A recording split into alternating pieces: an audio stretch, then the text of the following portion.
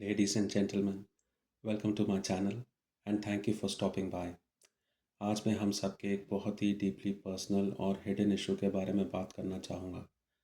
जी हाँ, welcome to the 8th house of your birth chart in astrology. It is the most dreaded and the most feared house in anyone's birth chart. और हो भी क्यों ना, सोच के देखिए, अगर किसी नए घर में जाकर आपको एकदम अंधेरे का सामना करना पड़े तो आप भी डर जाएंगे। और सोचिए, उसके ऊपर से आपको मृत्यु तुल्य कष्ट या डेथ लाइक सफरिंग भी मिल जाए तो सोने पर सुहागा हो जाएगा।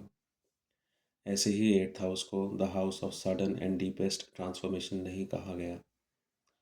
और ये कष्ट हर बार सिर्फ लाइफ और डेथ से रिलेटेड नहीं होता। हो सकता है कि आपका कोई बहुत बड़ा बिजनेस लॉस हो गया हो, या अचानक से एक अच्छी भली जॉब चली गई हो, या आपका लॉन्ग टाइम लवर आपको छोड़ के चला गया हो, या फिर आपके मान सम्मान को एक बहुत बड़ी ठेस पहुंची हो। कारण कुछ भी हो सकता है। और अगर आप भी किसी ऐसी पीड़ा से गुजर रहे हैं तो यकीन मान के चलिए कि आप इस समय एट्थ हाउस रिलेटेड परेशानी से गुजर रहे हैं। अब ये तो आपको कोई जानकार ज्योतिष या लर्नेड एस्ट्रोलॉजर ही बता सकता है कि आपके साथ ऐसा क्यों हुआ और कितनी देर तक आपको इस पीड़ा को और सहना पड़ेगा। पर अपनी तरफ से मैं आपको इतना बता सकता हूँ कि ये आपसे जो भी ट्रांसफॉर्मेशन या बदलाव करवाना चाहता है उसको बेझिझक होकर कर लीजिए। क्योंकि ये वो एक ऐसा टैक्स है जो आपको चुकाना ही पड़ेगा। नहीं तो आप आगे नाइन्थ हाउस या भाग्य स्थान की ओर नहीं बढ़ पाएंगे।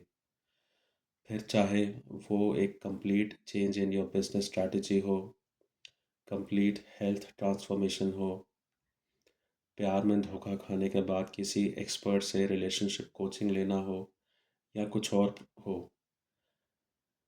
आपको ये करना ही पड़ेगा।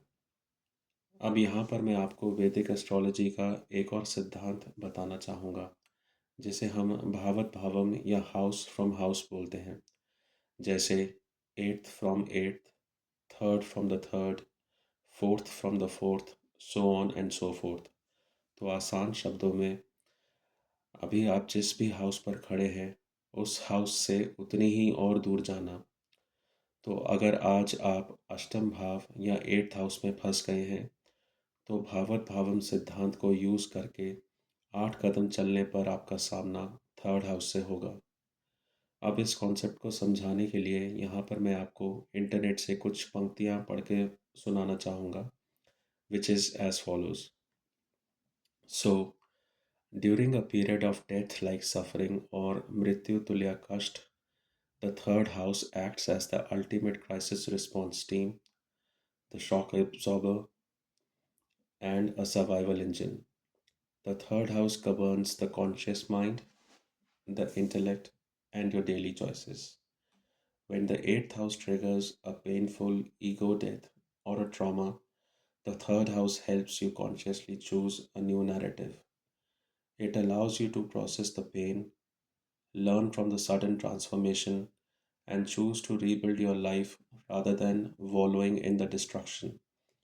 Also, because the third house rules the lungs, the respiratory system, and the vital energy, it is the literal seat of your breath. When the eighth house drains your physical vitality through chronic stress or illness, third house activities like conscious breathing, physical exercise, or yoga act as a direct charging station for your life force. तो आसान भाषा में, सिर्फ 8 कदम दूर पर आपको आपके जीवन के इस सबसे बड़े कष्ट या पीड़ा से निदान मिल जाएगा। एक ज़ोरदार कोशिश कीजिए और किसी भी तरीके से थर्ड हाउस का सहारा लीजिए। Thank you for listening. Wish you all the best. Stay safe and stay happy.